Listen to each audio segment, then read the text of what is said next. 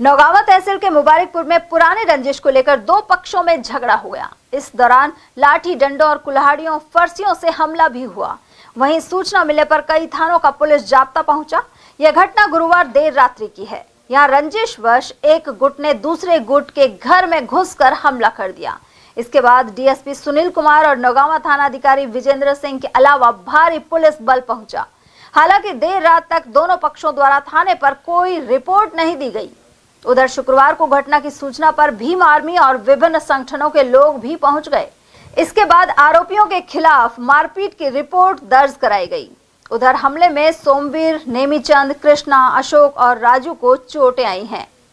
मुबारकपुर में एक घटना हुई है जिसके संबंध में आज सुबह सुमित पुत्र मोहर सिंह निवासी मुबारकपुर इन्होंने एक रिपोर्ट दी है जिसमें लगभग 50 लोगों के विरुद्ध मारपीट, छेड़छाड़ और घरों में घुस के मारपीट और जाति सूचक शब्द करने के संबंध में एक रिपोर्ट प्रस्तुत की है। इस रिपोर्ट पे प्रकरण अभी दर्ज किया जा रहा है। आज नौगावा थाने में पूर्ण ऐसी समाज यहाँ आया है और वो इस दुखद घटना को लेके आया है कि कल रात 2 तारीख को शाम को 7 बजे कुछ विशेष असामाजिक तत्वों के द्वारा मुबारकपुर में एक जानलेवा हमला किया जाता है। पूरी समाज को एक टारगेट करके चुन चुन के घरों में घुस के उनको बेरहमी से मारा जाता है। ये समाज के लिए बहुत एक निंदनीय बात है और इस पर कोई अमल अगर नहीं किया जाता है प्रशासन के द्वारा, इसमें किसी तरीके की कोई राजनीतिक अप्रोच आती है तो समाज में व्याप्त आक्रोश रहेगा। उस आक्रोश को दर्शाते हुए हम अल्टीमेटम भी देके जा रहे हैं प्रशासन को। अगर हमें विगत 7 दिनों के डिस्टेंस में अगर हमें न्याय नहीं मिलता है तो आखिरकार हमें भीम आर्मी और ऐसी समाज के समस्त संगठनों के द्वारा एक बड़ा जन आंदोलन किया जाएगा जिसका जिम्मेदार स्वयं प्रशासन होगा। दलित जाति से आता हूं मैं और ये जो मामला था पूरा बिरादरी का जो झगड़ा था इसमें मेरा कोई इन्वॉल्वमेंट नहीं था। ये सुमित सनोप मोरू राम का झगड़ा था और ये होते होते इतना बढ़ गया कि बिरादरी का झगड़ा हो गया पूरा। उसके बाद उन्होंने क्या झगड़ा था? झगड़ा कोई 2 महीने पहले का झगड़ा है। ये 2 महीने पहले झगड़ा हुआ था। तो किसके साथ हुआ था? सुमित के साथ हुआ था। मेरा किसका लड़का था, क्या नाम है, मैं उसका नाम तो नहीं जानता था। अच्छा। नाम मेरे को पता नहीं है। उसके बाद उनको वो 2 महीने पहले होने के बाद उसका माफ़ी उफ़ी हो गया, सब कुछ हो गया था, बिरादरी में फैसला हो गया। उसके बाद आज उसको घेर लिया था तो उनके झगड़ा हो गया। कोई बात नहीं। उस टाइम में झगड़े में भी मैं उस टाइम नहीं था वहाँ पे, मुझे को पता भी नहीं क्या झगड़ा है क्या नहीं है। उसके बाद बढ़ते बढ़ते झगड़ा ज़्यादा हो गया था, पत्थर उत्तर फेंक रहे थे तो मेरे दूसरे साइड से वो आए थे।